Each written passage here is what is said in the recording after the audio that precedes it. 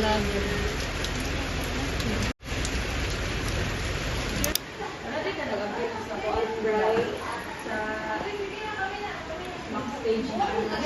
Wala.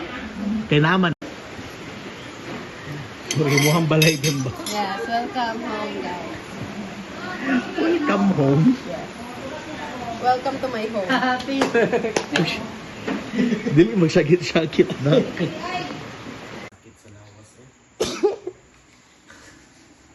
Tama. Dapat lang. Gusto ka na ibakot ang kang Chares. Kimba ko. Huwag lang kayo tumingin. Tumingin ka sa mga flashlight.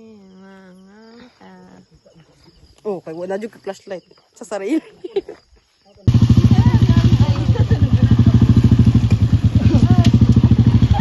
You missed the fun. Hi. Hello, say na yung tabo. Oy, kakita ko sa likod. Uy, natagak na sila sir. Tinawag mo po gudong eh, di po kasakaw. Oh my God. Hindi na manggol. Kami naugaw. Manggong. Walang nabidyoan. Nabidyohan actually. Isang kalumad dire. So amo ang 3 days sa Tamanagbo. Then kung yung contact si Ronald is wala mi ato pag nasa bisita is naga collab ra mi ato. So kauban gyapon ni Ronald team gyapon ni. Then ang kauban niya mo sa karon dito is si Jed. So team gyapon namo ni Ronald. Then natay local naguna dito kana ko yung una nagis. Pauna lang po nako. So mag-abot mo niya dito sa summit. Sige, so welcome din sa Sitio Talos. Thank you. Lantawan ni Bakoko. So ang sitio is mauto sa gawas, sa gate din ang lantawan ni Bakoko is ani dire basta matingala mo. Ang kani nga area is ang nag-iyaan sa mga lulog yun. So si Lolo Bakoko. So mo nang gitawag namo lantawan ni Bakoko. So naa diya iyang puntod yang lubong mahal. So mao pud ni ang jump off area o legal way padulong sa Mount Ligatong. So ginatawag namo sa legal way kay namang goy laing trail diha nga ginagian sa ubang hiker. So wanto sila kanang backdoor. So illegal to sila. So pag makita namo or makitaan sa mga bagani namo dire or bantay gubat is ginadakop din. Ginadala dire. So ginapabayad sila og danyos. So kamo karon isa ka mo Ligatong nga legal. So one kanang walay mo ang hilabot sa inyo hada. Sige, so salamat kay kanong kami yung nakuha as gateway padulong sa Mount Ligatong. So salamat sa inyong pagsalig. So si Jed ang muamping sa inyo haron. So nakasalalay niyo ang kinabuhi sa kaya. So I hope maminaw mo siya kung unsa pud ang ingon. Paminaw lang sige. So si Mount Ligatong is na nga side. So di lang ni maklaro ron kay ngitngit pa. So gikan dire is 5 kilometer lang na siya. So good for beginner pero di not friendly. So nagi trail diha nga medyo lisod din ang number 1 nga kalaban gyud namo dire is ang kainit. Is kuno si ma'am is nakasaka na kadre ma'am no. So grabe gyud kainit dire. So timan-in ninyo si Mount Ligatong is open trail. Along the trail wa tay kakuha tubig. So dapat kumpleto mong tubig. Then headlamp or flashlight okay na sir. Kaya na. Parang cellphone. Yes, so kung namoy mga cellphone okay ra pod. Then gikan diri ang trail sa Mount Ligatong is pagbaba ninyo da sa ubos mga 800 meters is easy trail pa lang na siya. Pero karon dili siya matawag og easy trail kay giulan. So lapok. Kung unsa ka lapok na natong inyong natumbahan. Pareha gyud as nada. Okay, then after ana is diya na magsugod ang naay mga clip sa inyong agihan. So mo nang dapat na mo headlamp. So pag-amping lang gid mo. So kung namoy concern, tingnan lang mo si Jed, tawagan lang niyo si Jed. Then pag-abot niyo 1 kilometer is namoy madunggan diya nga sapa. So ginatawag na mo Kipaliko River. So dako-dako na sa nga sapa. So kung wala di baha, Jed, dito mo niya agi. Pero kung di baha is dito lang mo sa may Ilom River. Itong sa may engineering. Then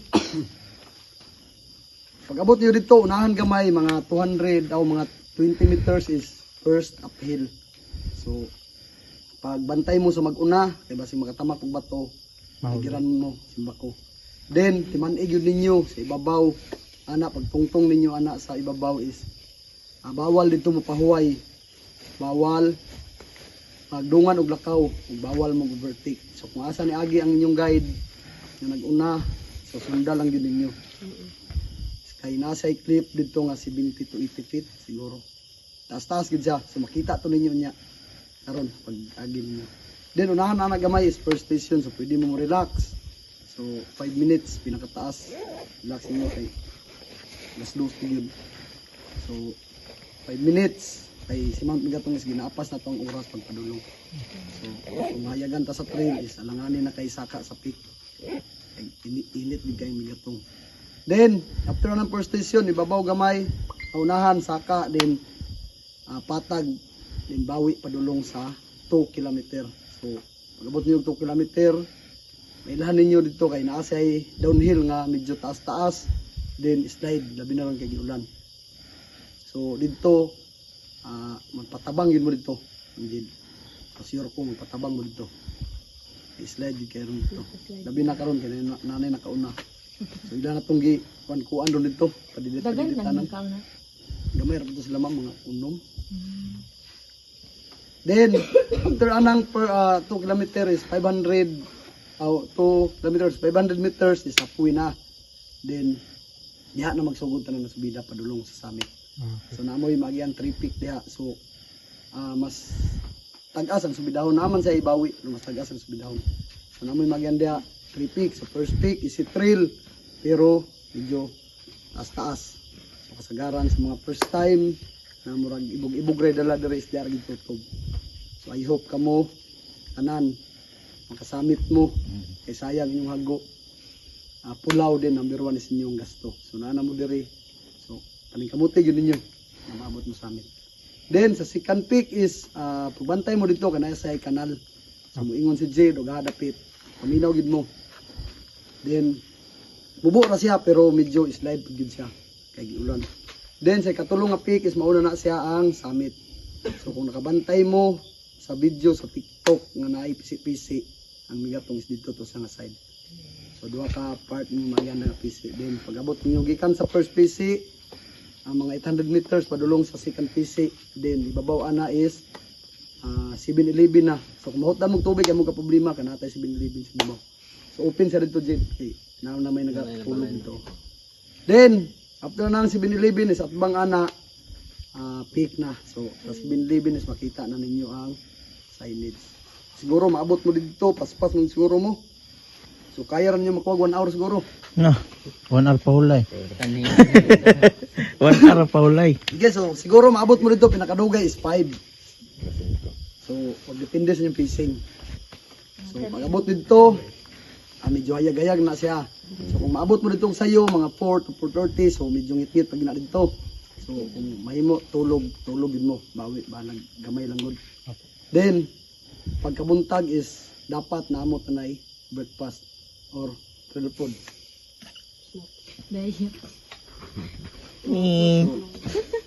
Kung naa is pangaon gud mo.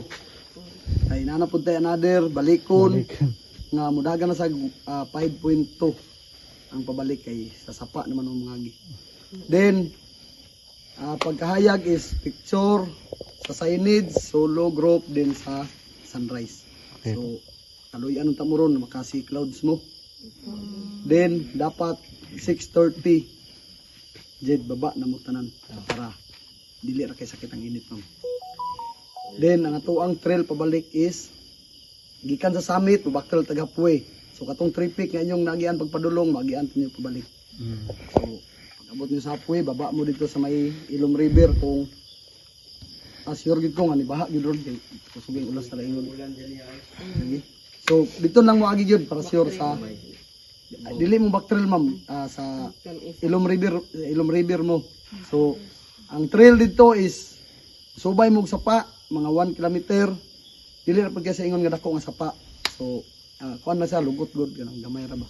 Then ang trail dito is mura siya og mini engineering. So ang pinakalawom dito is tagahawak. So magdepende sa height. So amoy mga importante nga gamit, cellphone, camera or drone, kung amoy dalaan na is palihog lang ibutang sa safety. So kung amoy silupin, ibutang silupin, kung mahimo magpatabok atong lawom, ipadalan niyo sa inyong guide para safety gyud. Then sa last tabok is kung makauna man lang mo sa guide, ang inyong mailhan dito sa last tabok kay naa siya ay yellow nga caution. So kung maagihan to ninyo, makitaan to ninyo hunong mo, din paabot sa mga kauban o sa guide. Then gikan dito sa last tabok, nanapod mo another sa kaon, padulong na dire. Then balik na dahil mo aning 800 meters. Easy trail. Sige, so concern. So last is sagasa mo sa nga bukid, dapat ginadala gyud ninyo ni nga butasan, dapat libre resulta. So kung isa nga basura yung idala dagikan padulong sa amin, so dalon na to pabalik. So kung tamaron mo is ihatag sa guide sa imong dala. Sige, wala. Pwede ra maghihi sa kilid-kilid. Yes, CR na to is tanang makita niyo da CR. So kung kaihion mo pagpadulong sa summit, palihog lang ay mo pili sa trail. So kung unan man siya open trail, kugon. So pwede rin nyo tamak-tamakan is patumba na siya din. So kung kabawason mo, yung nasa jib, siya'y mo kuan, siya'y mo kalot, siya po yung tabon. So kung magpailo mo, kamo na siya abot. Again, so bitaw, ingna lang bitaw siya kung kasi aron mo kasi mo yung nakakita sa pan. Kung dapit. Yeah, sige, so concern. Tara, or si Kuya na. Si Kuya na una.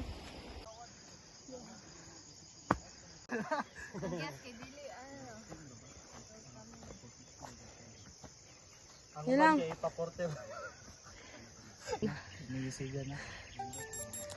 Nis kayo siya ay.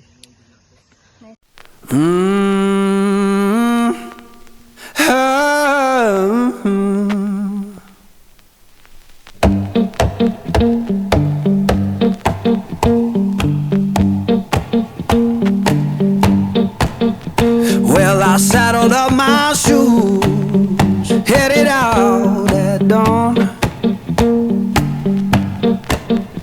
Yeah, I saddled up my shoes, headed out at dawn. Ain't no place gonna hold me when the road keep rolling on. Left my baby crying, said you can't live that way. Left my baby crying, said she can't live that way. I told her love ain't chained down, it just comes and drifts away. Yeah.